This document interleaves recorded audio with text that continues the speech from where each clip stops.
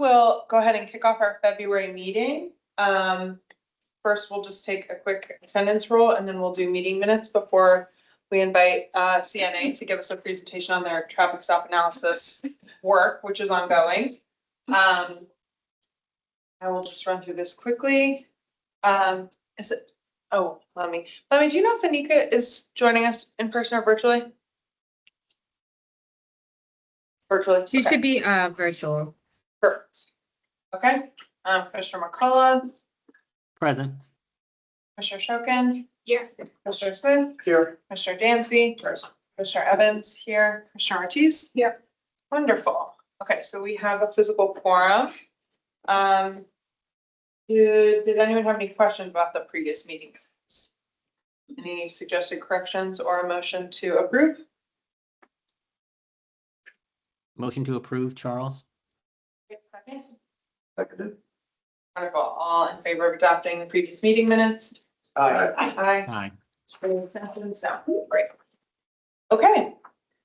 So we have a Arlington County contractor on with us this evening. Ken and Tom, thank you so much for making time and joining us this evening. We're excited to hear about the work you guys are doing on traffic stop analysis. I believe you guys have a briefing to share, but otherwise I'll turn it over to y'all. Yep. And can everyone see the slides then? We can. Yes. Perfect. So good evening, everybody. My name is Tom Christoff. Together with Dr. Ken Novak, we are conducting an assessment of traffic stops by the Arlington County Police Department. So last year, Arlington County released a request for proposals for a qualified contractor to provide analytical support, review, analysis, and reporting on ACPD traffic stops and related police activities. So our company, CNA, was awarded that contract, and we've been working with the county and working with ACPD since May of last year to conduct this assessment. So tonight, I just kind of want to discuss our approach to the work, answer any questions that you all may have. So I'll give a little bit of background about myself. I'm a senior research scientist with CNA. I've been with the company for about 5 years now. As part of my role, I lead several projects that are similar to this one, where we provide analytical services and subject matter expertise to different law enforcement agencies across the country. In addition to the local projects, I do also work on national training and technical assistance projects, as well as research projects involving police technology and officer wellness initiatives. I'll hand it over real quick to Ken to allow him an opportunity to introduce himself. Thanks, Tom. I'll be brief. My name is Ken Novak. I am Assistant Director and Chief Scientist at the Center for Justice Research and Innovation at CNA.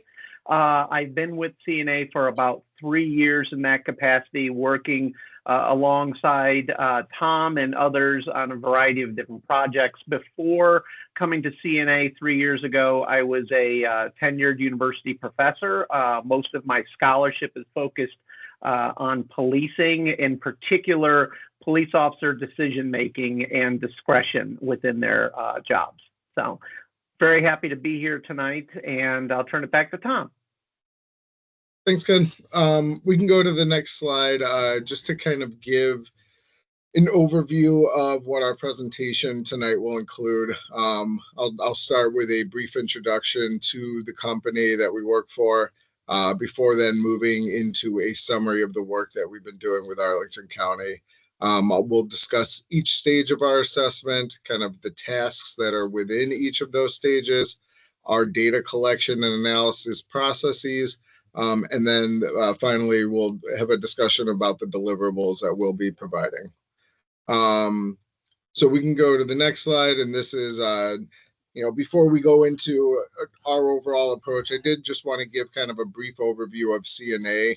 It's a nonprofit company that's headquartered in Arlington. We've got over 80 years of experience conducting research and analysis that promotes the safety and security of the nation.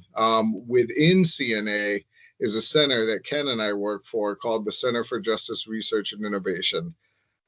Through this center, Our team, we've worked with over 800 law enforcement agencies nationwide on a range of topics, including executive management, patrol tactics, data analysis, all the things that we are looking for within this project. So just kind of simply stated, our center and our team, we are considered a national leader in these types of assessments. We can go to the next slide. And these are just kind of the goals of the assessment that that I'll go over, as well as kind of the specific steps that we'll be taking to conduct our assessment. So the first goal is to conduct an assessment of ACPD's data collection processes. And we do this through a thorough review of the department's policies, training, forms, and operations, so that we can get an understanding of how bias-free policing is addressed through official department communications, as well as understand how the department collects data through these official forms. So as part of this, we also assess whether their policies and processes are effective compared with national standards and best practices, and where necessary, provide recommendations for improvement. The next goal of our assessment, after we do that review, is to conduct a comprehensive analysis of the traffic stop data itself to determine if there's any disparities in the data that may indicate bias-based policing or anything like that. So in doing this, we're looking not only at ACPD stops, but also the outcome of the stops, including whether a search was conducted, whether a citation was issued. And then also as part of our assessment, we include other factors such as subject demographics, event characteristics, and things like that. We include that as part of our analysis as well. So what these things then is lead to the final goal, which is to provide written reports, which will include our findings and recommendations. So we have two primary reports. The first one covers the assessment of ACPD data collection processes, the policies, the training, the forms, and all that. And then the second report providing the results of our statistical analysis. So going on to the data collection processes. So like I said, our first goal is to assess these processes. The reason for this is to understand from an operational standpoint, is the data that we're going to analyze, is it going to be reliable? Is it going to be valid for us to be able to do our analysis? So in doing these types of process assessments, we examine a number of different things to answer some really key questions. The first is whether ACPD provides its officers with direct instructions on what they are expected to do with respect to traffic stops. So when looking at the policy, we look for a couple of things. The first is whether ACPD has sufficient policy safeguards against bias-based policing.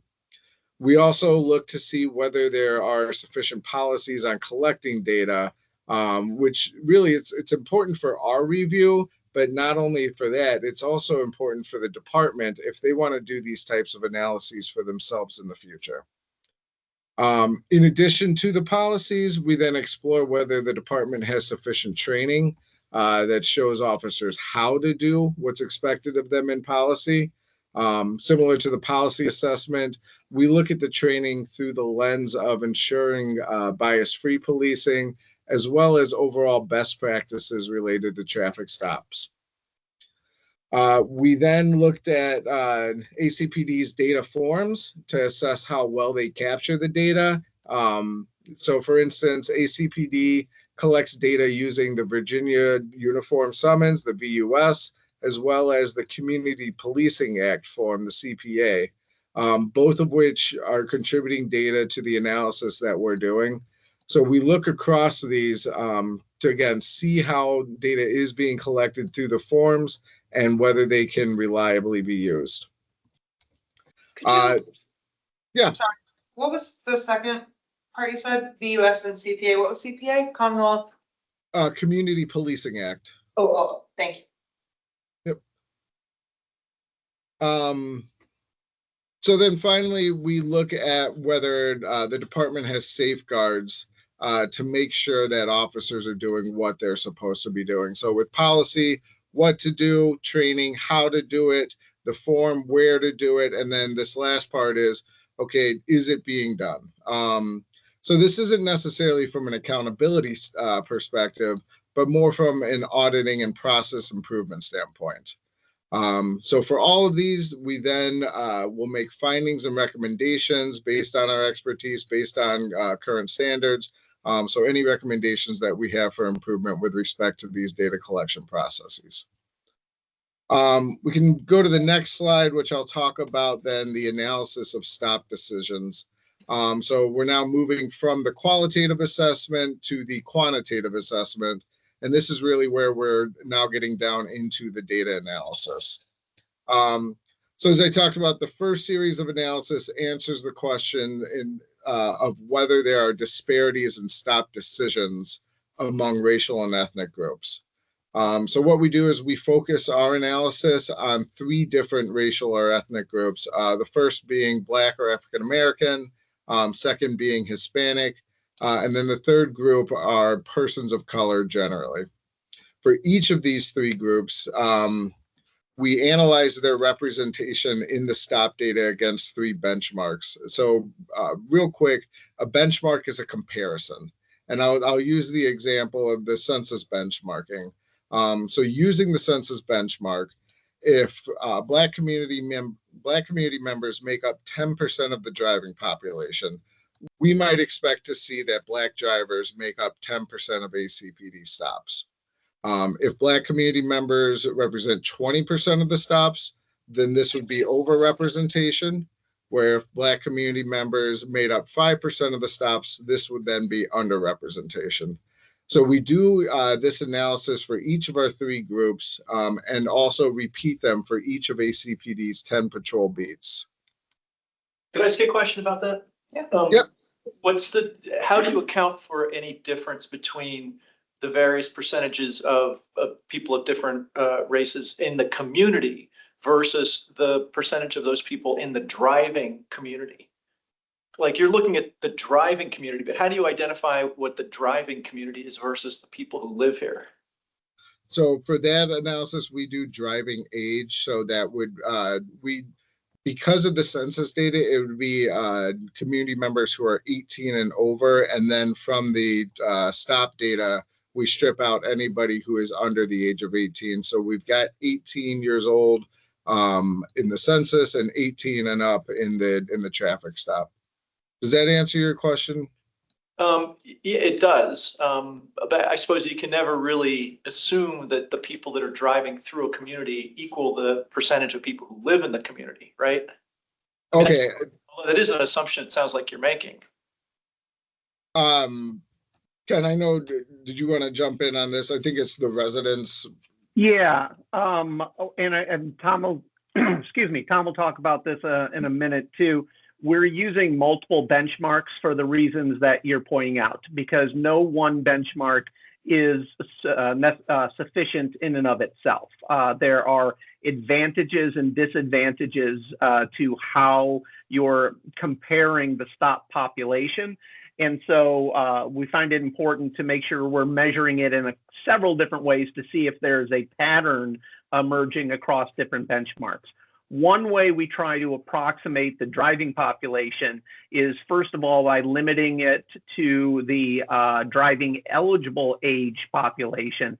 And then also for the census benchmarking, we limit the analysis to just those people who are Arlington County residents who are stopped, because it's very difficult, if not impossible, to estimate, what, people from adjacent cities and out of state and whatnot, what their representation would be as a benchmark. So we're limiting it in the first analysis to just Arlington County residents. Okay, so if you come across a stop of someone who is not an Arlington County resident, that doesn't go into the analysis? No, that doesn't go into the benchmark. It doesn't go for the first analysis. Just Okay. for the census. Yeah, okay. I get that. All right. No, I appreciate that. Thank you. Can I ask a question? About the identification of race and ethnicity? I kind of seem to recall, you guys will tell me, that when I went on a ride along, I thought the policeman determined. And Yes. yeah, right? Yes. Yeah. And even then I said, that's challenging. It's challenging. Yes. So I don't even know precisely how you would correct for it. I guess you could, I don't know, looking at the breakdown of the population in the area. But how do you try and correct for that? Because that's obviously a problem. I think it's a limitation in that driver's license in Virginia don't indicate race or ethnicity. And we've talked about the potential insensitivities of an officer asking a driver that question. So it is something that I know that we've talked about too. I don't know that there is. I don't know that there's a good way to capture that data, considering that the state doesn't require it, and it may be insensitive for an officer to ask. So is the answer to that question basically that you go with the officer identification identified in the data that you're looking at? That's the data that's available. Yeah, I was saying that seems like it would be the only data. Okay, thank you. Okay. And if there, I was going to say, if there's other questions, please don't hesitate to stop and ask. Thank you. Thank you. All right, so for the second benchmark that we talk about here, this uses call for service as the benchmark. So as census data doesn't really account for who may be exposed to law enforcement more often, we use the call for service as a way of assessing who police may be coming into contact with most frequently. And with this, it's the same interpretation as the census benchmarking in terms of overrepresentation or underrepresentation. So we look at calls for service, identify the race and the race that is listed in the CAD and the computer-aided dispatch, and then do the comparison with that. The final benchmark is called a veil of darkness benchmark. And this one, it's quite innovative because we're comparing each racial and ethnic group to themselves based on whether it's daylight or not. So I'll give an example. It's February right now. If I go outside at 7:30 p.m., it's dark. But if it's July and I go out at 7:30 p.m., there's still daylight. So we take the data from only those cases where light and dark would vary based on the season. And then we look to see whether there's differences based on whether it's in the daylight condition where the officer can see the race of the driver. So if, let's say, we see 10% of traffic stops in the daylight are of Black community members, we would expect that same 10% to be found in the night condition because it's the same time of day. The driving patterns are the same. Everything else remains fairly consistent. It's just whether that light and dark condition change based on seasonality. That makes sense to me. Can you, for calls for service, you're saying basically like similar to what we're talking about. I mean, obviously there's not data that exists for drivers coming in and out of the county. So residents are the base data that you have. For calls for service, you're comparing like the racial composition of the calls for service to outcomes, or? No, so that would be comparing the racial breakdown in the call for service data against the stop data. Yes. Okay, sorry, thank you. And then one thing that I wanted to say with this slide, and Ken hit on it too, is these benchmarks, there's a number of different benchmarks that can be used. We selected these ones based on current standards for these types of assessments, as well as through consultation with the county stakeholders before we finalized our approach. But I will say, not one of these benchmarks is perfect. Each of them have their own pros and cons, and each of them can tell you different things. So that's really why we do use this range of benchmarks that we're looking at. It's so that we can triangulate findings across the approaches, which will allow us to be more confident in the overall findings. Thank you. All right, so now we'll go. Now we go to the stop outcome. So, not only are there differences in the decisions to stop, but after a stop happens, are there differences in the outcomes, and how does this vary by race and ethnicity? So, in looking at our outcomes, we looked at whether the event resulted in an arrest or a citation. Whether there was a search, a vehicle search, a person search, a use of force. And then we also looked at the number of charges that a driver received. So if I'm an officer and I say, okay, you were speeding and you had a tail light out, and so we look at the differences in the number of charges as well as the number of citations that come from those charges. So when we go to look at these outcomes, we look at them in we do a couple of analyses. The first one is a straight comparison. So in the case of the citations, arrests or citations, we look to see, are black drivers arrested or cited more often than non-black drivers? We can then repeat this straightforward comparison across each of these outcomes, as well as repeat them for each patrol beat in ACPD. So then, in addition to that straight comparison, we then examine the influence of race and ethnicity on these outcomes, while also statistically controlling for other relevant factors, excuse me, such as the driver's age, their gender, their residency status, the location of the traffic stop. And so what we can do is, by doing this, we can determine whether minorities experience different outcomes or based on their race or ethnicity, or whether those differences are explained by other factors. So in other words, if everything else was held constant, if all of these other variables, all of these other things were held constant, would race still be associated with whether or not you receive a citation? So that's through regressions and other higher level statistical processes. And then we can go to the next one. So once we're done finalizing all of these analyses, we will be issuing a report to the county with the goal of finalizing the entire report in May. Right now, we've had a chance to do the assessment of the policies, training forms, and processes, and we're finalizing our quantitative data analysis.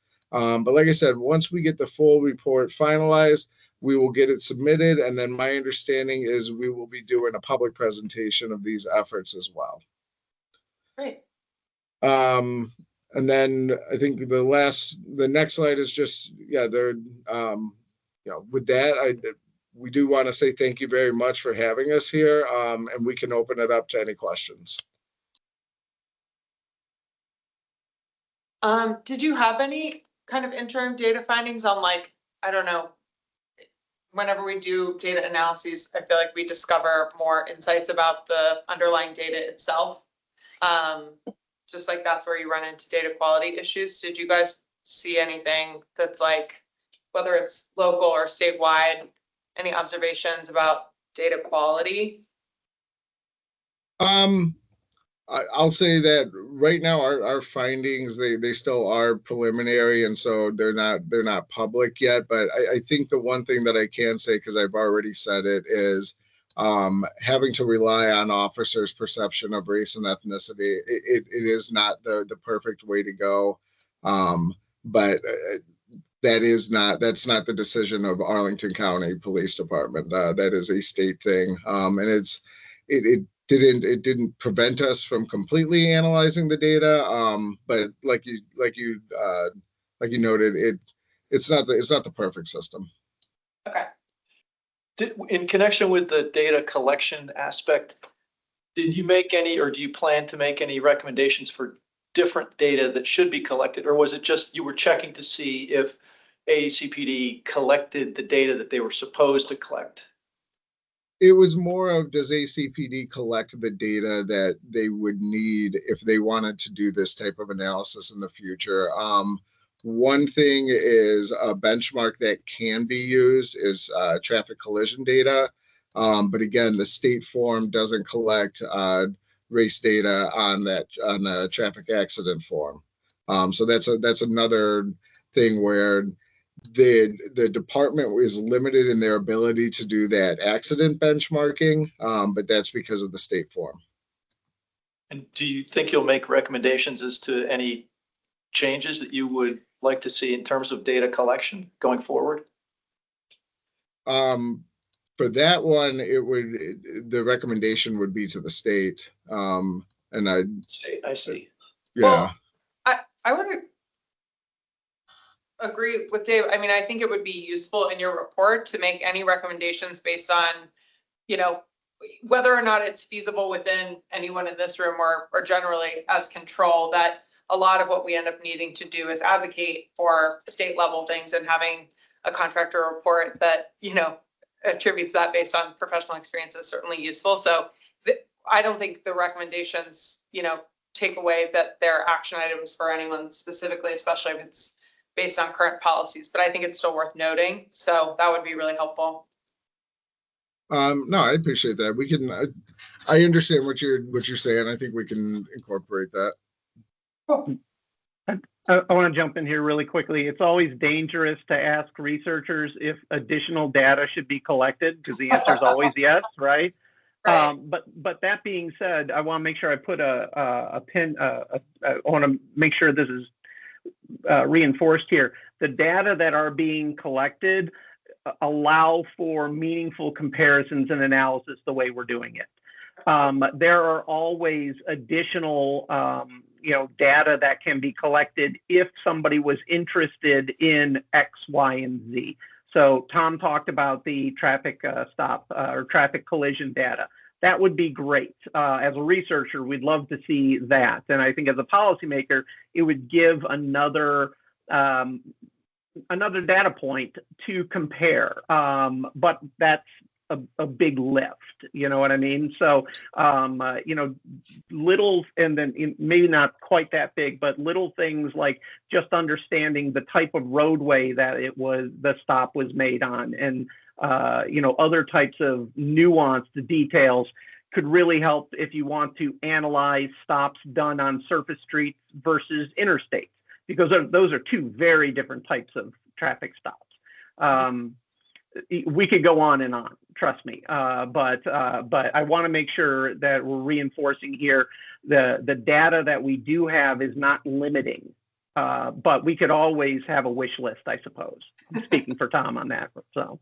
Right. Well, and in the context of a traffic stop, to Tom's point, like, I don't know that we could suggest that be data that's specifically collected. That certainly introduces sensitivities. I just mean more broadly, if as you guys complete your analysis, even if the recommendations aren't something that's necessarily immediately implementable, I think those are welcome just to have for reference. And Noted. I'll say one of the things too is it was the state police had put out something saying that the CPA data doesn't collect whether a search resulted in a hit or not. So there has been recommendations already from that group to say we need to update the data to collect this information. So I know that we do discuss that a little bit in our report too, of this is a good idea. It's already been raised outside of ACPD and outside of our assessment already though too. Great. Do you, I'm sure you do, have some kind of a methodological annex or something to the report that sort of lays out exactly the approach you're using? Yes? Yes. So we've got, we'll have an appendix that demonstrates how we match census information on top of the beats. We have all of the different types of analyses that we ran, all the different tables and the results of that. So yeah, everything that someone would need to replicate our work would also be in the report. Does that include data filtering and like cleaning on the front end? It would include the information on how we filtered and which cases we excluded from the analysis. So like Ken said, with the census benchmarking, we excluded non-residents. So that is a part of the report for each one of the analyses that we did. Okay, great. I just have one last question. Please. Obviously, I don't know exactly what you're doing. I'm assuming it's some kind of regression analysis, but maybe it's not. So the question is, and if it is some kind of regression analysis, you could potentially do some sort of sensitivity analysis around the issue of misspecification of race or ethnicity, possibly. I mean, I don't want to get over my skis because I don't know exactly what you're doing, but are you doing any kind of sensitivity analysis on that? Or? So we're doing regression analysis for the outcomes. Like I said, we're doing the straight comparison, but then we're also running regressions to control for other variables. Ken, I'll defer to you on the sensitivity analysis. We haven't spent a lot of time doing exploring into that, but this is why we're also saying that we would love to come and like done, rolled out all the results, but it's like those types of questions that we're still going through internal peer review. Okay, thank you.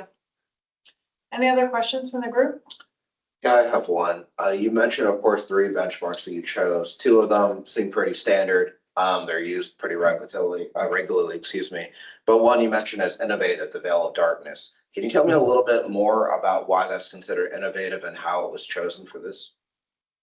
So the reason why it's innovative is because you're not comparing it to an external benchmark. You're comparing it to itself. So if I'm looking at 5 p.m., let me back up for a second. So some of the limitations of other benchmarking is you can't estimate the driving population. You can't, who's coming in. There's a lot of issues with that. With the veil of darkness, it's theoretically the same driving population. It's those people who are on the road between 5 o'clock and 8 o'clock. I can't remember the exact period, but it's those same people who are on the road. The only thing that's changing is whether it's light or dark outside, and that's because of seasonality. So it creates what's called a natural experiment, in that the only condition that varies is light and darkness. And so with that, it provides that really good look of it's the same people who are driving. Now, what are the differences? So that's why I say it's innovative, because it's hard to do.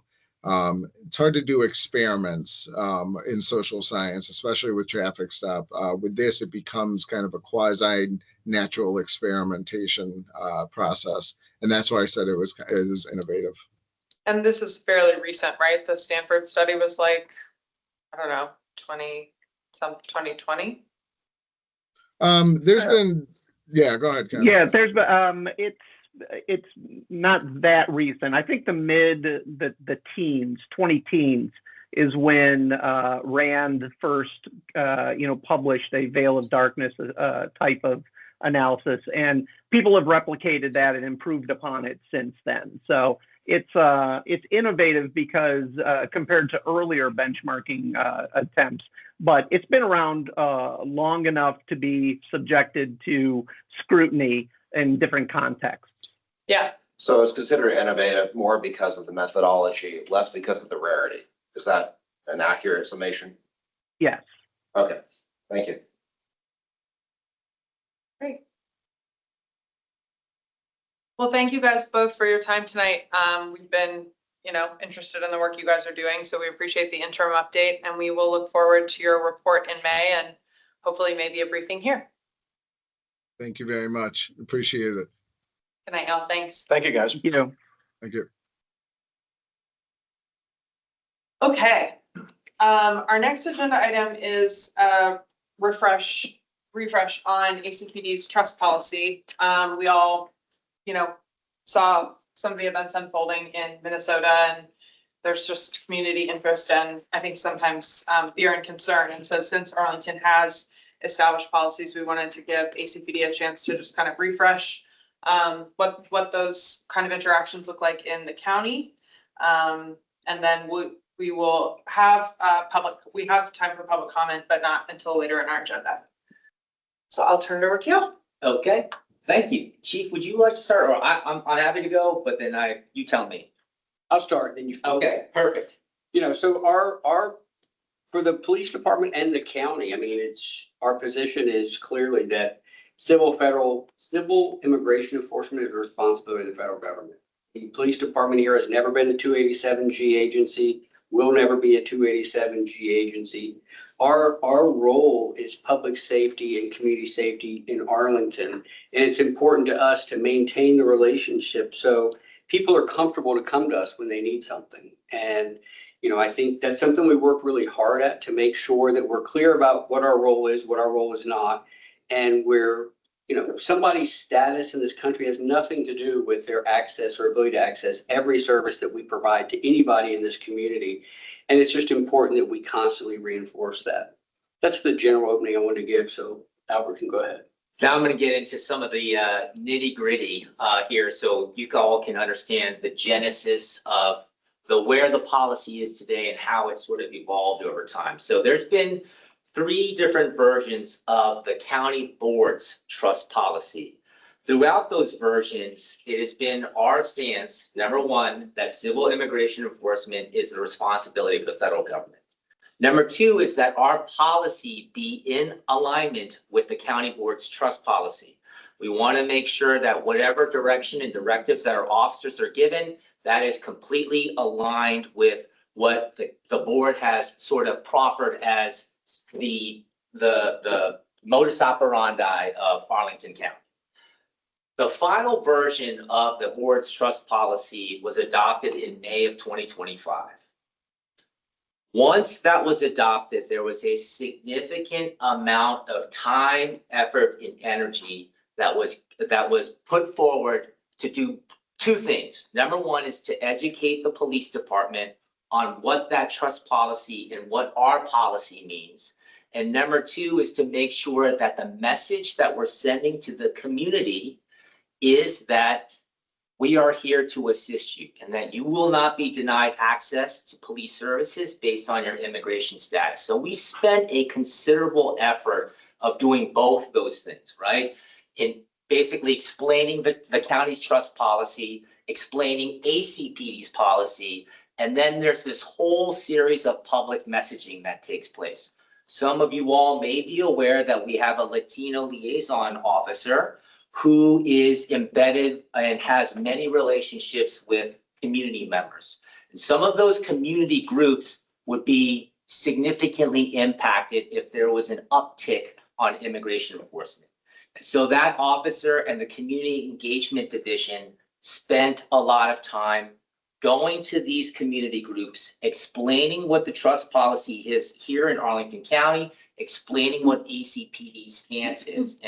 And that occurred throughout the summer. Okay, so this trust policy goes into effect, and then we have this massive public messaging campaign, if you will. There were pamphlets created, there were cards created, and there's this 1-page fact sheet, which I will get to later. But I just want to spend a little bit of time talking about the messaging and the incredible amount of effort that this agency has spent, and specific officers, and I can't speak highly enough, Corporal JP Montoya has spent in trying to get this thing across. Okay, so what the chief talked about was basically in a nutshell what our fact sheet says, which is that civil immigration enforcement is the responsibility of the federal government. That you as a member of this community will never be denied services, right? Whether if you're the victim of a crime, need to report something to the police department, that will never be denied to you. And it's important that we continue to message that forward. And Chief talked about this. ACPD has never been a part of the 287G program. Never has. Which is 287G allows, it's a program that allows local law enforcement officers and deputies to enforce federal immigration laws. We've never been a part of that. Okay, we've never participated in that, and we've never been a part of that. And so, you know, that information that is on that I just talked about, that fact sheet that exists. If you go to our website, that fact sheet is there in both Spanish, English. The county board's trust policy is in there. The one that was adopted in May of 2025 is in there. And then our policy is in there as well. So you have access through those links to make sure that you can basically read about what this agency has done to make sure that community members here feel as though this is a partnership, if you will, in making sure that we keep each other safe. So can I add a couple things? Please.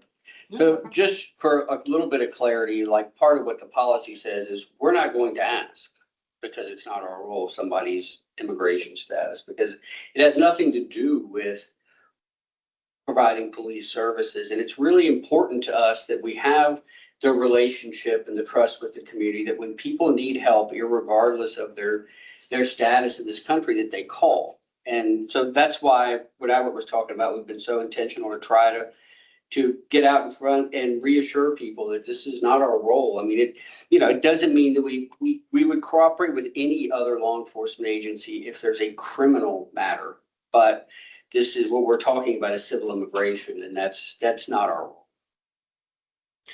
I think it was at the I think it was Arlington's for Justice, and they were talking about, people's confusing of the uniforms. Is that something you guys come across in any of your community outreach related to this, that there's? It's come up a couple of times.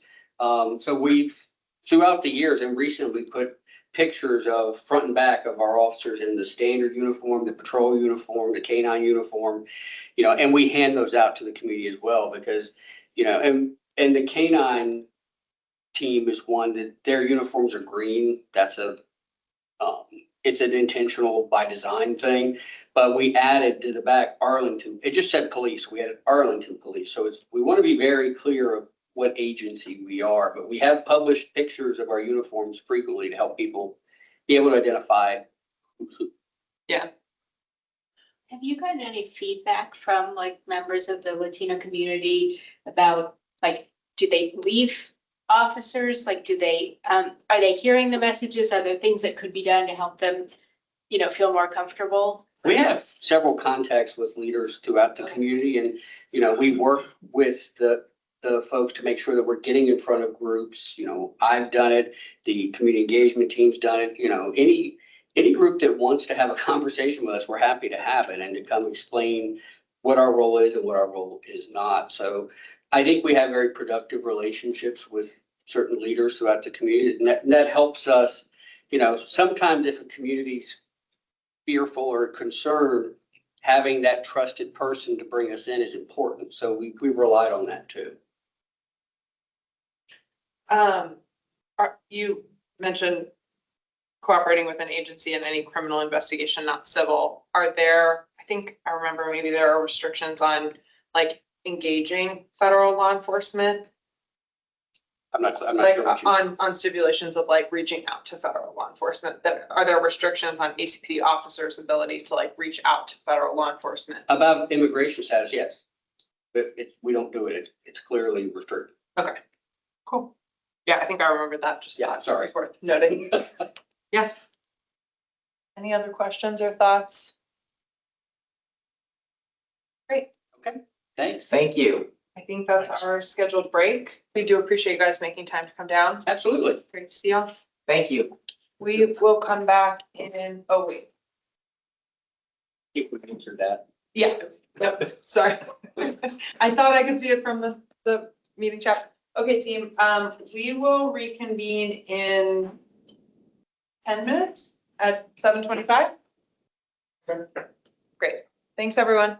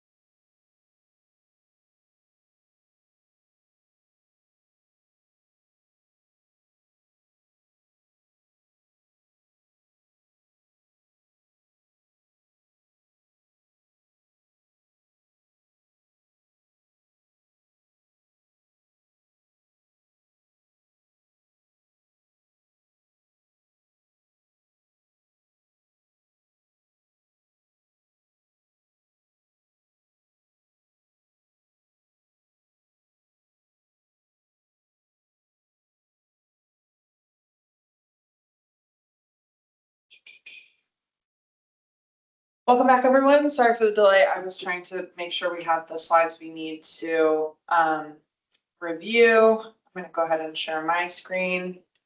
Just make sure everybody can see that. Second, we'll go to slideshow mode. Okay.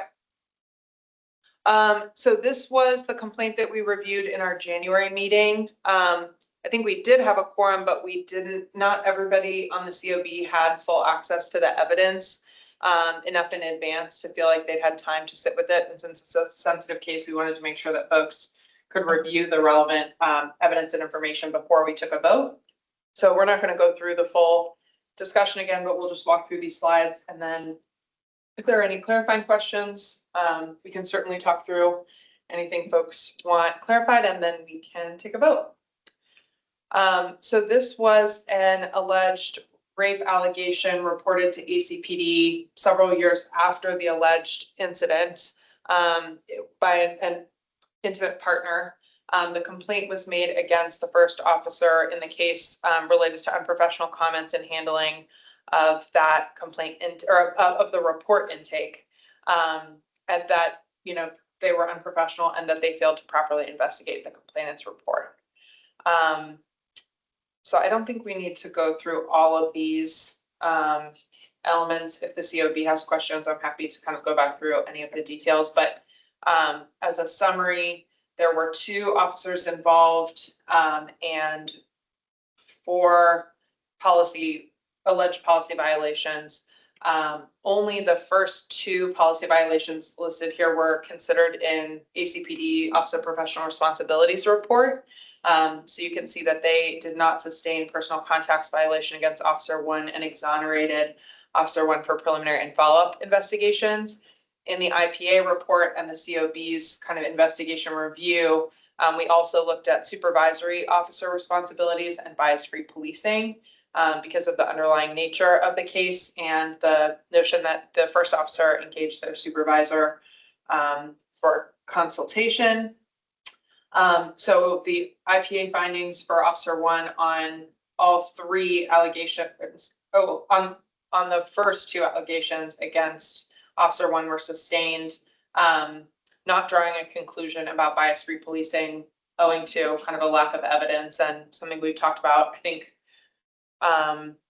multiple times about like whether or not our current investigation questions when officers are interviewed are sufficient to generate that kind of information.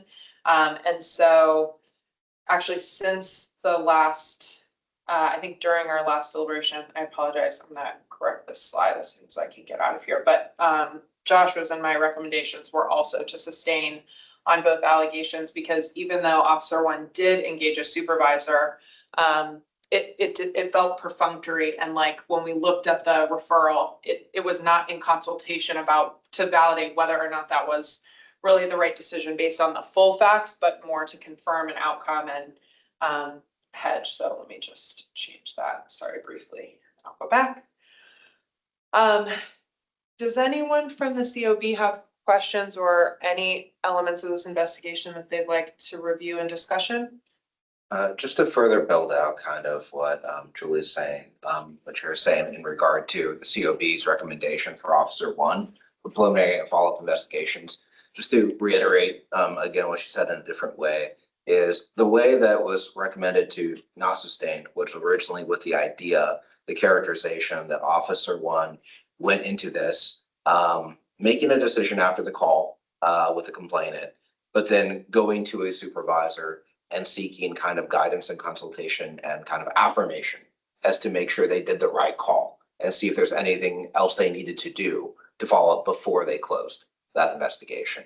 And then the later evidence we were given after that was first written up to be not sustained, because I was of the opinion personally, generally, that when any kind of staff member, whether that's the ACPD or anywhere else, goes to a supervisor who has authority to kind of affirm that you did the right thing, then that is part of your duty. And as long as somebody above you says, yes, you have kind of that blessing, that coverage, that it becomes then, as you see, the supervisory officer kind of responsibility. But as Julie indicated, once we were given additional kind of evidence, that did not seem to be the case. And so That's kind of the difference in the non-sustained to sustained recommendation that we as co-leads are recommending, because what we saw instead was a decision that was made and telling somebody else, hey, just a heads up, I made this decision. Can somebody make complaint about it?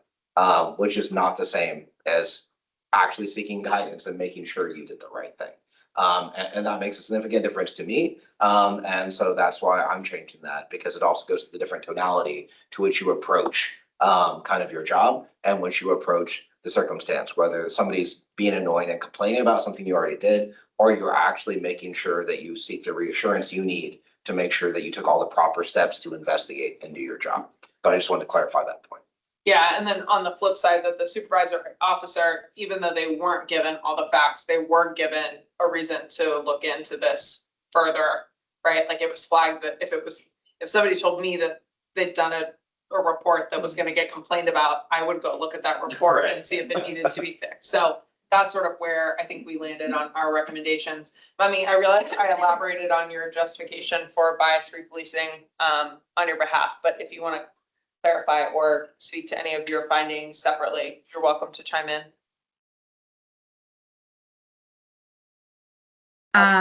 Sorry, specifically on which piece? Oh, sorry, I was just saying, when I was walking through this table, I elaborated on kind of why you drew no conclusion for bias-free policing here. Oh, okay. I didn't want to speak for you. If there was anything about your findings that you wanted to articulate on it, using your own words, I'm also happy to do that. I appreciate that. No, I think I talked about it in length at the first meeting, but just for a summary, where I kind of landed with that was that I think bias-free policing could have been explored in this instance. It was recommended, but it wasn't something that was explicitly like alleged by the complainant. I just recommended it as something that we should possibly pursue because of the stance that I have, which is that when an investigation that I think is seemingly obvious should take place and doesn't take place, that we should be asking why that is the case. And it was similar to me to the case that we reviewed regarding the notification of the next of kin. Like, is there, even if it's not necessarily a bias that you are intentionally trying to put forth in a discriminatory manner, it could be an implicit bias, it could be a confirmation bias, could be a lot of things. But in this instance, I just felt like the email was a very glaring sign of a need for further investigation. And because she didn't take that step, and then there was the allegation that the complainant made that the officer said something to the effect of, you stayed in the relationship, it kind of indicated to me that there could have been some potential exploration of that from the bias lens. But because that wasn't investigated and it wasn't a formal allegation, I didn't provide a conclusion on it, but I just raised it as an issue. Excellent. Thanks, Mummy.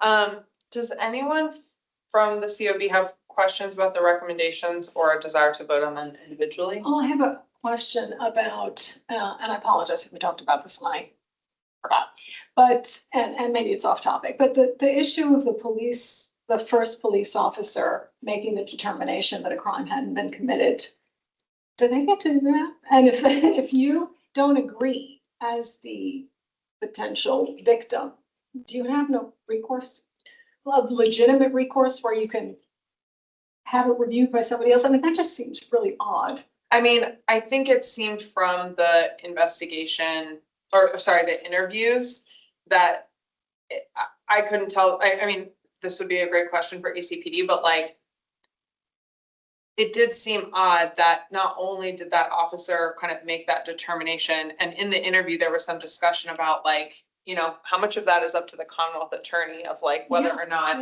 the evidence is sufficient. But that determination was made so early on that I suspect that, and I think the complainant addressed this in their interview, that like, at some point interacting with ACPD became too contentious and negative for them to keep going, and that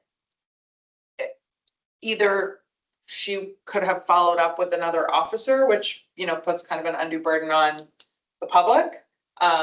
Or the supervisor could have looked in and said, somebody else should talk to this person if they are too frustrated to talk to I you. feel like I need to mention the fact, and maybe the rest of you remember this case. There was a case of a woman who was raped as a student at UVA in the 80s. And the guy who raped her sent her an email many, many years later.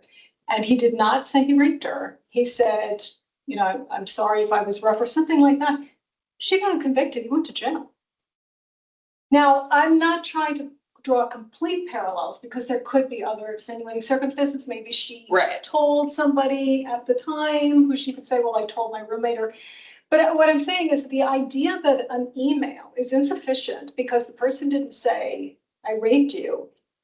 There's a case right there where the guy's in jail. Well, or that the circumstances, like if the person involved in the alleged crime is reporting the crime, that in and of itself is evidence of a crime that needs to be investigated. It's not sufficient evidence of a crime, but it just like the lack of, I mean, I feel like that's kind of. It just particularly worries me if the impression or the way that this is assessed is that, oh, but they didn't say they raped you. What is this, the 1960s? I mean, this is crazy to feel that it's insufficient because he didn't say, oh, by the way. Right. And Yeah. it's When I accessories raped you and last night. investigators, like they're Yes. super uncomfortable with what kind of sex took place. That's, Right. no, I mean, that's clear. I'm assuming as much, but in any case, and perhaps she was using perhaps that's what had her uncomfortable, and she was sort of using that as why she wouldn't investigate any farther. Maybe that's it, but all I'm saying is there are cases where emails that has been strong enough evidence, maybe not completely on its own. but Right. In context, it is part of the equation. So you cannot look at an email and say right from there, well, he didn't say he raped you, so. Yeah, I mean, that was the thing for me that made the whole difference. It just doesn't make sense for the investigator to say, this does not amount to a crime. I mean, literally, all you have to say is, I was raped, I didn't consent. Unless she literally said, I consented to everything that happened.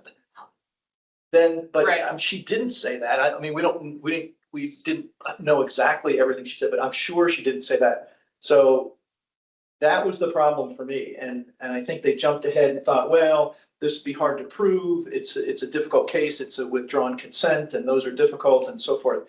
But yeah, to your point, that's exactly the problem It's for different. me. You know, with the you're a case. lawyer. There's a difference between there was a crime and can I prove there was a crime? Right. Which is, Exactly. And she literally said, this doesn't amount to a crime. yeah, So- And I think that's the thing that I think that, you know, from what I'm at least hearing, a lot of us kind of had trouble with here was, you know, is to your point, like what you're talking about, prima facie on its face for an officer to look at this and say, yeah, well, I'm not going to look at this because there's no crime. I'm like, well, you just had somebody tell them that somebody forced sex upon them without their consent. So unless rape is legal in your jurisdiction, which, spoiler, it's not anywhere. It's like in the United States, it's like, that's a crime and an allegation of one. And to your point, that means that you investigate it. And if you have questions about that, you have a prosecutor's office that you could ask questions of. And that didn't happen either. And so I think that was the problem, to your point, kind of a failure at the first point that we're all kind of seeing and we have a problem with. Because that's the allegation, right? It's a failure to investigate preliminary and follow-up investigations. And you're just kind of like, we'd expect more. We'd expect more, you know, if somebody says this happened to me and to take that follow-up step and say something happened. And then, you know, one of the facts, again, not to belabor it, but we talked in length at the last meeting that in addition to the withdrawn consent and the type of sex maybe at play, that was part of perhaps the officer's kind of decision-making was the fact that the comment of, well, you stayed in the relationship, so it couldn't have been rape. And you're just like, well, that's not true, right? It's like, it's not true. And I think that, you know, that's the thing that a couple of us spoke about that we also worried about in the tone, frankly, of the writing of the OPR's report, even from the ACPD, that with different quotation marks and already said like the alleged incident happened and then the rape. And I was like, you already said it was alleged. Like we already know this is something obviously that nobody was convicted of because nobody investigated it. Like we already know that. And so it's the tonality that goes through it that I think that we all kind of had a problem with it. And I think that's the ultimate thing, which is obviously this is community oversight board, and we, the community, kind of expect more from police department when somebody says that they were raped. So, Yeah. I think Mommy? that's a very interesting. I just wanted to chime in on the question that Lisa asked in terms of recourse, which I thought was a great question. So a couple of things. One is that in this specific type of circumstance, or as it pertains to our police department, I would like to see in terms of a recourse, a protocol or policy that is created that requires, in instances like this, consultation with the Commonwealth Attorney's Office, and certainly an internal policy that, like, if someone is unhappy with the way an officer is handling an investigation, that there is a proactive measure on behalf of the supervisors to review those instances and make sure that they are not missing anything. But at the very least, a consultation with the Commonwealth Attorney, who is, essentially the ultimate say-so in whether or not this is a prosecutable offense, I think is really important, especially in these types of cases. I would also say that there is no statute of limitations on these instances. For rape specifically, there is no statute of limitations. So at any point, a police department could decide, if it wasn't investigated properly in the beginning, to reopen that investigation and provide that as a recourse. And then the final thing I'll say is, now that we have community oversight boards in place, and obviously in Arlington and other areas in the Commonwealth, I would just strongly encourage members of the community who are having, even in real time, issues with officers who they feel are not investigating their cases to the extent that they think is appropriate, to contact, their respective oversight agency, because certainly, I wish that we had an opportunity to be involved in something like this at the onset. Unfortunately, this happened, a while ago before we had eyes on it. And I think that the problem with that is, once time has passed and people have had negative experiences with how their cases are being handled, they're far less likely to want to try to seek recourse later on, because the door has been slammed in their face for, in a proverbial sense, in the past. And so they're less likely to engage with law enforcement further, or even oversight entities, because they're not seeing any action being taken place. So I just wanted to point out those things as mechanisms, and to amplify that to anyone in the community who may experience that in present day, that we are here as a resource. Thank you, Mummy. I think that's so important. I think in addition to the report and the officers pointed to how much time had passed and there's not a statute of limitations. I think, the tone of the report we talked about last time. The other thing that struck me was the insinuation that her credibility was in question because of other claims she'd made about the person, without any of those things relating to the actual facts of the crime she was alleging. And so that, even just that basic lack of follow-up to verify, were they in a relationship? Were they living, was he in the county on that day? Things like that. It just struck me that, Mummy, for your recommendation to clarify, were you talking about a policy that would say, if an officer is declining to investigate a community reported crime, or is there a broader criteria? I mean, maybe this is for a discussion with ACPD, but I just wanted to make sure I understood your recommendation about coordination with the Commonwealth Attorney, because I totally agree that would have been very useful here. Yes, if they're declining to investigate, before closing it out, if they decide to investigate it and press charges, then the Commonwealth Attorney's Office would naturally have eyes on it once it goes to that phase anyway. Okay, thank you. Oh, yeah. Just to highlight that this is one of those cases, Mommy, you mentioned that there's no statute of limitations, and there's no, which indicates the seriousness of the crime. And homicide doesn't have a statute of limitations. I don't know if there are any other crimes. There may be, but the point is, this is one of at least two, and maybe only two cases or crimes and I don't know the full entirety, but it's two major crimes for which the state has said, there's no statute of limitations. This is a serious crime. And so this is, It could I- still be investigated. I see this differently than, many other types of crimes. This is one of the most serious crimes that can happen. So it needs to be, this was one where ACPD, fell down on the job. They just did, in my opinion. So. Should our report say that? Just point out that Yeah, they can reopen this case. I think it absolutely will. Does anyone feel the need to vote on these recommendations individually?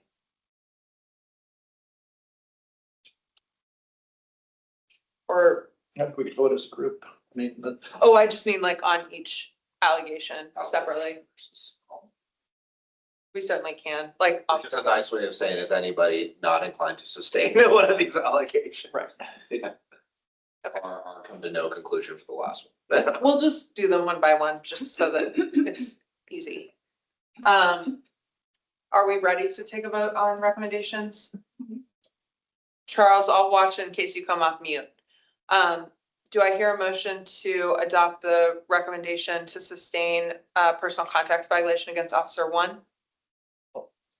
Also move. Dave, second. I'll second. Selena, second. All in favor, aye. Aye. Aye. Any abstentions? Unanimous. Okay. Do I hear a motion to adopt the recommendation to sustain Officer 1, a violation for Officer 1 on preliminary and follow-up investigations? Motion. Joshua moves. I'll second it. Dave seconds. All in favor, aye. Aye. Any abstentions? Okay. Do I hear does anybody move to sustain the allegation of violation of supervisory policy for Officer 2, the supervising officer? Selena moves. Second. Lisa seconds. All in favor, aye. Aye. Aye. Any abstentions? Okay, any motion to adopt the no conclusion, not sustained finding for Officer 1 on bias-free policing? So ACPD do not. They didn't investigate They didn't, this. but we've put it there because we think they should have, even though we know we can't get to a conclusion. Right, without, I got it, yeah. right. Is it something to vote on? I mean, like voting, if there's no conclusion. Well, I would probably make this a not sustained, just to be consistent with our other findings for like future analysis. That the answer is we don't have the evidence to prove or disprove the allegation. Right. Joshua, do you have any? No, I think that's actually technically correct. Like we specifically said, for those listening, we said no conclusion because the unique position that bias-free policing kind of is in, which is this kind of stasis, where ACPD is not really investigating bias-free policing, but that's kind of the nature of the policy because of the natural consequences that come with finding a violation of bias-free policing. But we don't have enough information. But to be technically accurate, as you see on the key in the bottom, is technically not sustained because there's insufficient evidence for the reasons I just described. But I think that's an accurate way to characterize it. Well, and ACPD has investigated bias-free policing. We have proffered recommendations for how they might improve that, and we'll talk a little bit about that at the chair and IPA updates. Mommy? One point I just wanted to throw out there for your consideration. The reason why I thought it may be helpful to use some other language than not sustained, whether it's not investigated or no conclusion, or we just want to have like some standard language, is just for data keeping purposes, that we know that those are allegations that we thought could have been developed further or had some at least prima facie case of like some merit, but were not included in the investigation. So they stand different than just a regular not sustained, which are allegations that were included in the investigation, but just didn't develop enough for us to have a finding of exonerated or sustained, if that makes sense.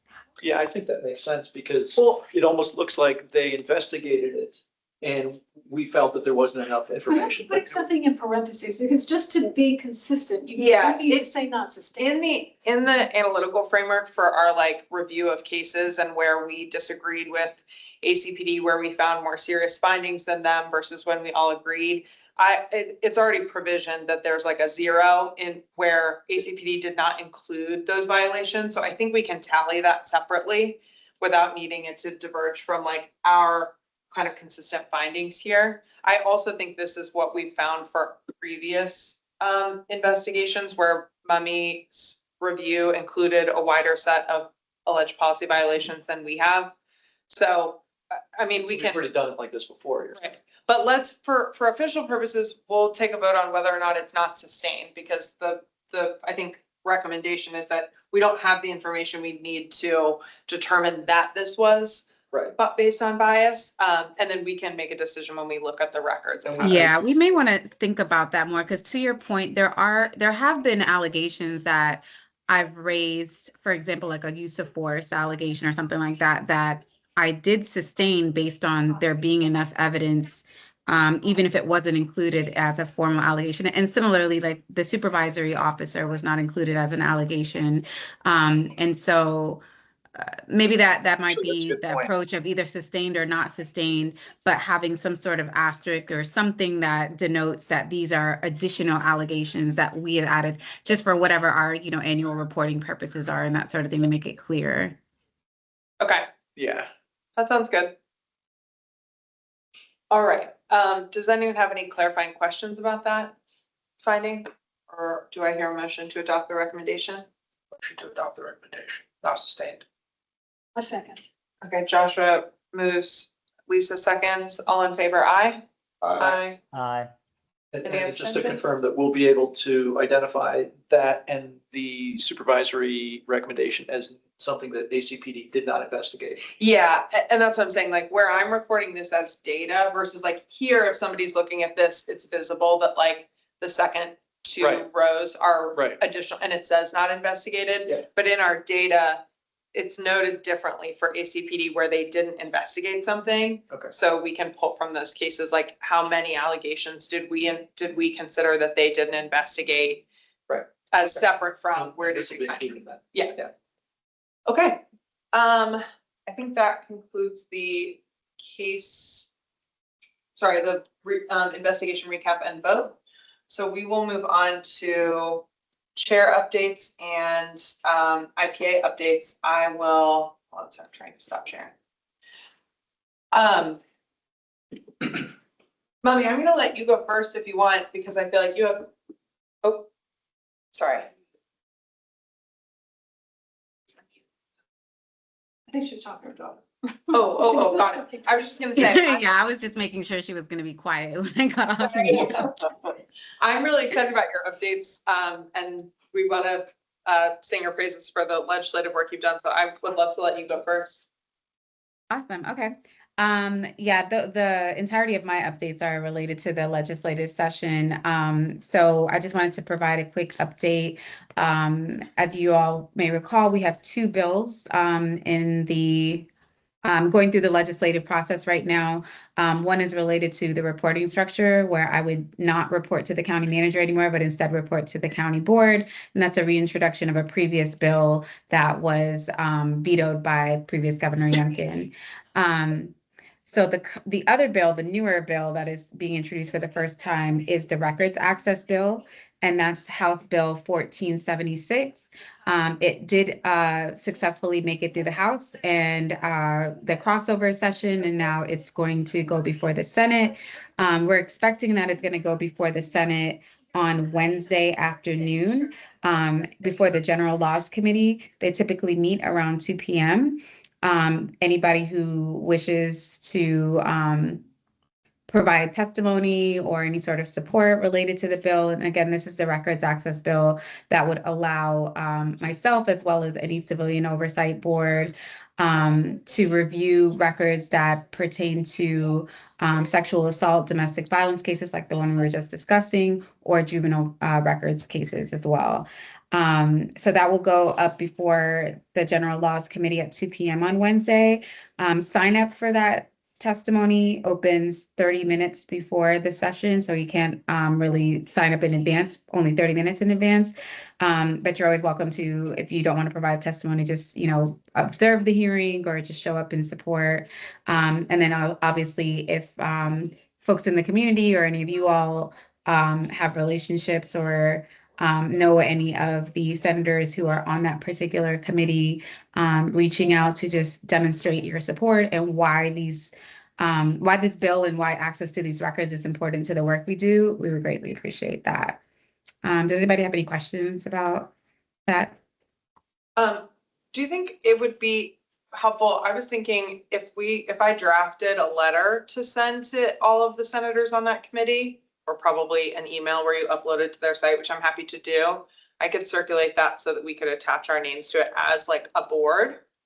If that is something folks. I think that's a good idea. Okay, and then I also will plan to log in and provide supporting testimony. Sounds All, great.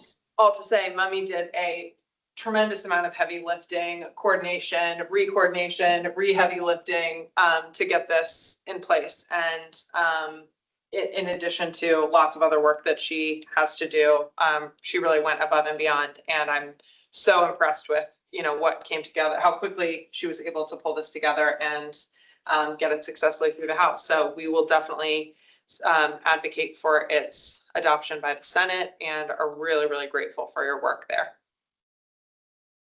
Thank you. I appreciate that. It was definitely a labor of love, but I figured if we buckled down and did the hard work now, that it would hopefully prevent us from having to do all of the behind the scenes work that we've had to do over the past 3 years when we are confronted with issues that have these records involved in them, and then, figuring out ways to navigate these issues. So fingers crossed that it passes and that we're able to at least resolve some of these records access issues until we're able to, get to the larger goal here, which is unfettered access to all records. I mean, I know that this passed last year, but that met with the governor's veto. This year, is there any opposition that we should be aware of as we may work to support this passing? Is there any opposition that we should be aware of, and kind of what those concerns are, if any?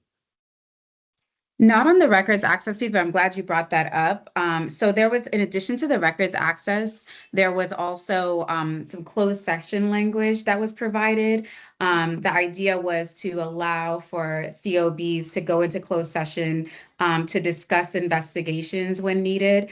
And it was originally proposed to be a little bit more broad so that, panels could use their discretion on when it was necessary to go into closed session. It's my understanding that there was some feedback given from, I think, people who are just particularly interested in like FOIA and just public access to records and that sort of thing. It didn't come to me directly, so I'm getting this kind of third hand, but basically as a result of some of those concerns being raised, there will be some amendments made that limit the closed session abilities to just instances dealing with these types of sensitive cases. So you wouldn't have like blanket ability to go into closed session, but just specifically if you had a case that involved a juvenile or sexual assault victim or something, just understanding the specific sensitivity of those records, and our desire to keep that personal identifiable information as confidential as possible, that would be an instance where we'd be able to go into closed session. But that, I would say, is more of a tweak, I guess, if you will, than a strong opposition. But that's the only thing that has come our way so far. So no other opposition that I'm aware of. Perfect. Thank you. You're welcome. Well, again, thank you so much for your hard work on that. Can I just ask, I just out of curiosity, Mummy, like the other IPAs in Virginia, like, are you working closely with them? How active are they? Is this like, I'm just curious the vibe. Yeah, that's a great question. Actually, yes, we have it's a very loose affiliation. Like we don't have a certain name. We've been kind of just internally calling ourselves VACOL instead of NACOL. But we have a group of practitioners from all over the state of Virginia, from Alexandria, Fairfax, Charlottesville, Richmond, Virginia Beach, Norfolk, that we get together and discuss issues like this when they come up. We just actually restarted our monthly meetings, but we used to meet monthly regularly and then kind of took a pause, but recently restarted with the legislative session. And actually during the course of some of those meetings, we realized that Fairfax was the one jurisdiction that their civilian review panel predated the Virginia legislation that was passed in, I think it was 2020 or 2021 after the murder of George Floyd, that created civilian oversight or kind of enable civilian oversight in Virginia. So Fairfax had been kind of ahead of the game in terms of creating their civilian review panel. And the original proposed legislation was like specific to oversight bodies and auditors who were created as a result of the legislation that I just mentioned in 2021. So there was a concern that the records access piece may not be applicable to their panel because they predated that legislation and they weren't technically authorized under that particular piece of legislation, but they were authorized separately. And so anyways, we made some tweaks to that language. So being in community with them and in consultation with other jurisdictions helps us to just make sure that whatever legislation we're putting forward is something that will advantage all of the oversight entities in Virginia and not leave anyone out, because we all might have different ways of our setup or different titles. You know, some are auditors, some are monitors, some are executive directors, that sort of thing. So we wanted to make sure that the language was as inclusive as possible. And obviously we wanted to kind of make sure that we were covering any sort of concerns or issues related to records access or closed sessions and that sort of thing, to address not just issues that we were having in Arlington, but to try to, you know, help standardize oversight in all aspects in Virginia. That it's always my goal to try to standardize access and authority, because you know, the way that things work can differ from jurisdiction to jurisdiction. And I think to an extent, you know, what protocols might be needed in place makes sense for it to maybe vary from jurisdiction to jurisdiction. But I think in terms of access and authority, like those things should be standard, and we shouldn't be having to have one way of doing things. One entity has access to records and another one doesn't, all within the same state. It is my hope also that after this legislative session is completed, that we'll put together a work group to work specifically on the CJIS issue, the Criminal Justice Information Systems issue. It is still my hope that that is something that we can accomplish, whether it's next legislative session or a future session, that would allow more just blanket access to records, unfettered access to records. I think this addresses the specific issues related to juvenile records and sexual assault victim records, but I think that we still have a little bit of a ways to go to meet what I think is the true encapsulation of unfettered access to records. So more work to do on that front, but yes, we are in consultation and in community with one another, and I've been keeping them up to date on the fast-paced moving things that are going on during the session, but I think we're all in a good place now. Thanks. Thanks, Mami. Any other updates? You good? Okay. From my end, mostly administrative. We do still have 2 non-voting member vacancies, and we don't have a voting member vacancy right now, but we were encouraging folks to apply so that we have kind of a backlog of candidates. So we always keep interviewing new candidates for support on the board. I would love to hear about anyone's experience at the Heritage Festival and think about other spring community outreach activities where we could go and either offer to meet with groups individually or show up in kind of public engagement. Ethan, I think you found the Heritage Festival and identified that for us, so thank you.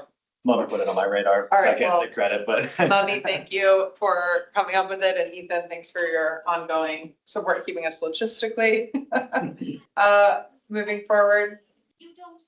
I can't remember if anyone was able to go.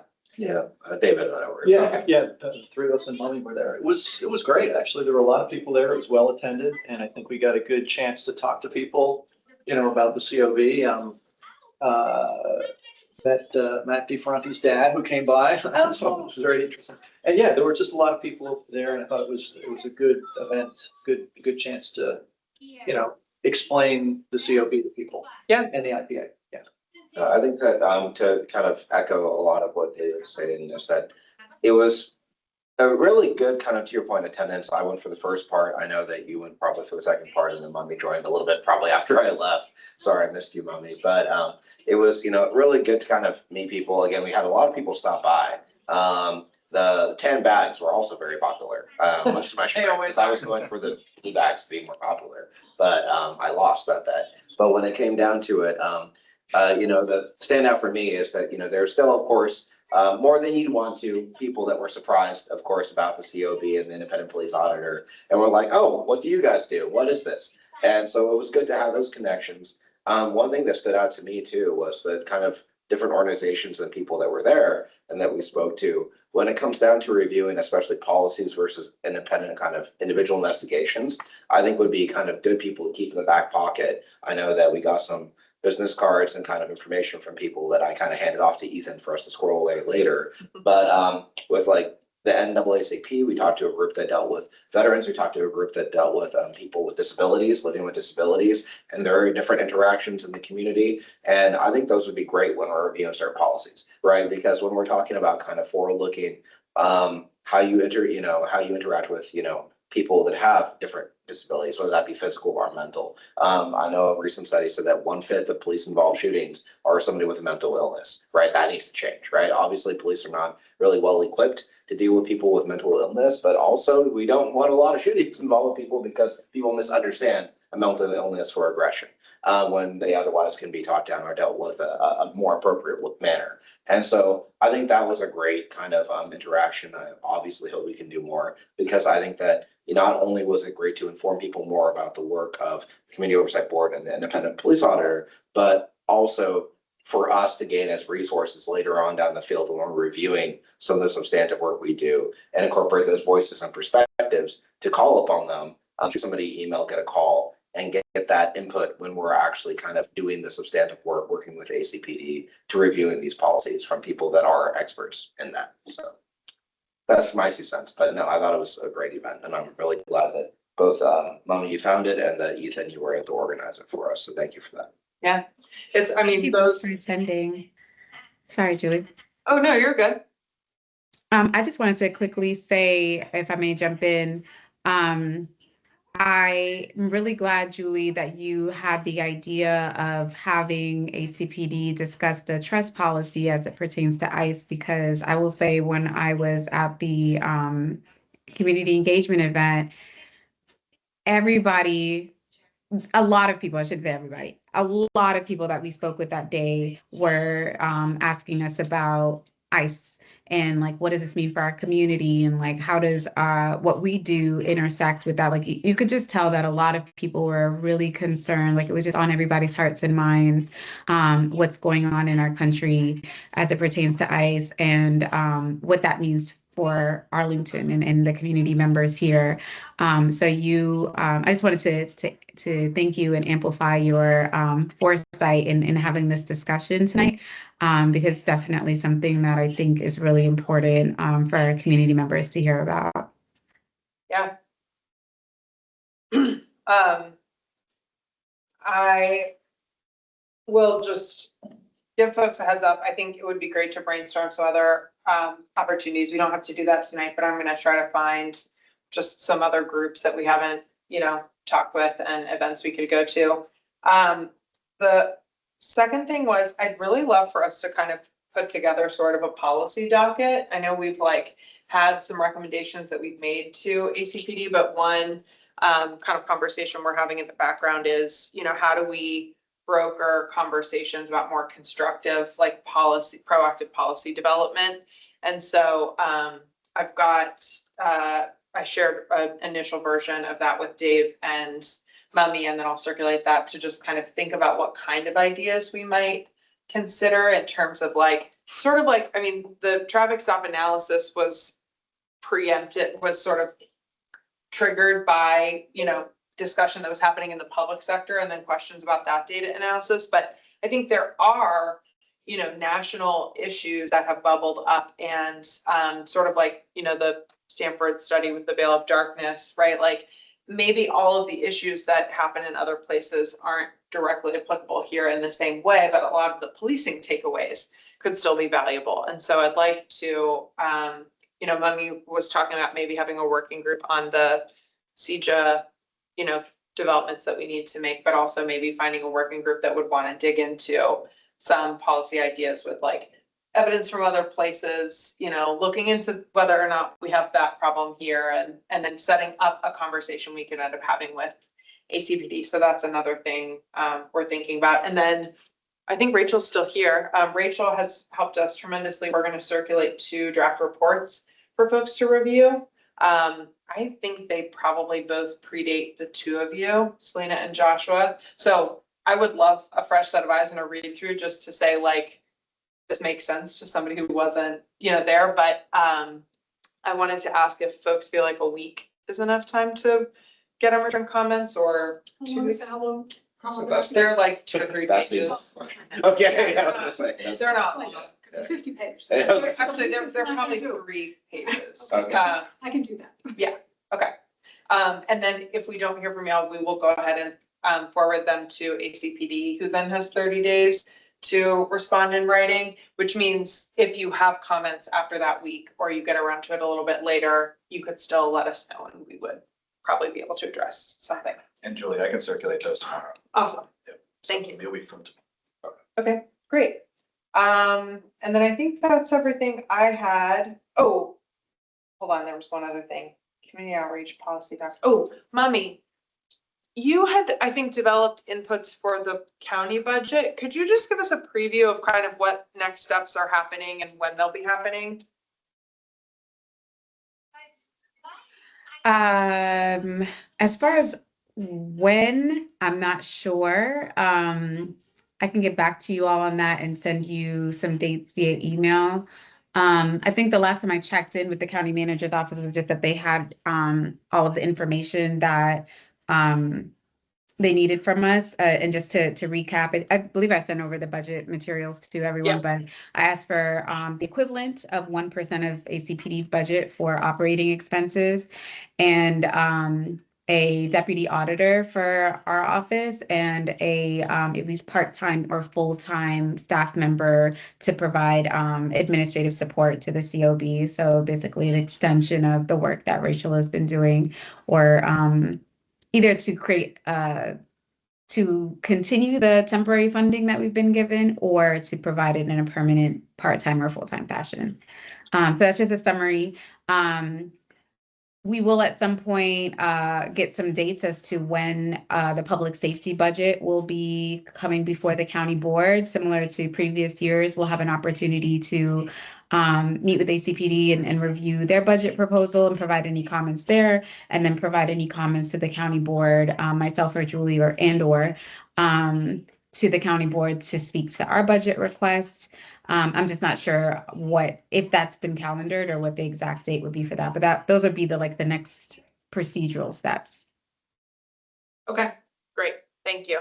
I registered that the hearings get scheduled. I just wasn't tracking the kind of order of operations and general timeline. So that's very helpful. That's really all I have. We don't have any members of the public online and we didn't get any request for comment in the chat. So I'm going to skip public comment and then leave it for open discussion. Julie, just real quick, at least a date that is on the calendar that people may be aware of is the public budget hearing is Tuesday, March 25th. So that's when that's on the calendar, and you can go on the county website and sign up to talk at the budget hearing again on Tuesday, March 25th. Okay. Thank you, Charles. For at the risk of seeming a little off color, I'm more than happy to, call, email, or call that hearing and tell them if they're going to raise their property taxes. I don't mind part of it going to this. So, it's one of those things. And the county manager's budget proposal is online also. So people can take a look at that too. And I think it outlines some of where the cuts are happening and stuff. There you go. I heard gymnastics were being cut. Yep. And That's one of them. At a library. Yeah. Okay, open discussion. Anything, Selena? Can we organize the meetings for the rest of the year? Could we get calendar invites and it felt hectic this afternoon figuring out if we had a quorum or not, and feel like we could sort that out better. Like, if we send out calendar invites for every meeting for the rest of this year, and then start figuring out like who can't go and when do we need to move things, and checking in with people a week in advance and making sure that we have a quorum or whatever. But I think it was hard this afternoon because, it's late notice and some people weren't, on their phones or whatever. Yeah, I do think we had, well, yes, we had that spreadsheet for checking attendance like Last year. far out, so we can go ahead and update that, so folks can let us know if they have any known conflicts. We can go ahead and send the invites for those dates. And then, I mean, invariably, we have tried to keep them as consistent as possible, but every year some case comes up that means we end up a little bit stuck. And sometimes we can have an admin meeting and do other things and just keep the meeting date. Other times that's not as feasible. But I definitely think we could get those organized, at least internally, so they're not necessarily public facing invites. Right. And then, yeah, I think I had emailed you back about coming up with a timeline protocol for pre-meeting, like information distribution and things like that, so we could add verifying that we'll have a quorum to that timeline. I just felt a little case Yeah. this afternoon. I will confess, this meeting seemed so far away to me when we first started planning and talking about it, and then it was all of a sudden here, so that's on me. And I can help organize that. Do you mind sending me the spreadsheet that you just referenced? Yeah, it's a Google sheet that everybody can access, so they can confirm when they're like traveling or things like that. Cool, yeah, and I can just stay on top of that and reach out to folks early and stuff and whatever cadence we think makes sense. Just a point of clarification, are we moving forward with the assumption that meetings will be every fourth Wednesday of the month, and then people should just flag if they have conflicts for that fourth Wednesday, and then obviously if there's enough of an issue, we move the date, but we know for sure. So I know for this particular one, Ethan calendared it a couple weeks ago, but it feels like the last couple of meetings, we haven't necessarily always done the fourth Wednesday. So I just wanted to make sure that that was the case moving forward, because we can easily send calendar invites for that if they're going to be consistently on that date. But I just wanted to confirm that. Yeah, I would say let's go ahead and calendar it for March, and then we'll use that same spreadsheet. That was how we were identifying like months in advance if we weren't gonna have a quorum for that specific date, and where they like land around holidays. For example, I think technically that might put us right in front of the Wednesday before Thanksgiving, so we'd want to move that one. So yeah, let's regard the fourth Wednesday of the month as our default, but we'll send out the like spreadsheet, and Ethan, I'll make sure you have access. Awesome. And just also something that I was made aware of that I didn't know, being a little bit newer to this, is if we move to a fully virtual meeting, we have to give the community 3 days notice by requirement. And so I just want to make sure, like, if we come up with a way to make sure we're doing this well in advance and stuff, that means we'll, meet that requirement for the community as well. Okay. So. Thanks, Ethan. Yep. Anything else for open discussion? Not for me. All right, getting through our whole agenda, I declare the meeting adjourned and look forward to seeing you guys the fourth Wednesday of March. Thank you. Have a good night, everybody. Thanks, team. Bye. Night, guys. Good night, everyone. Thank you. It's actually here.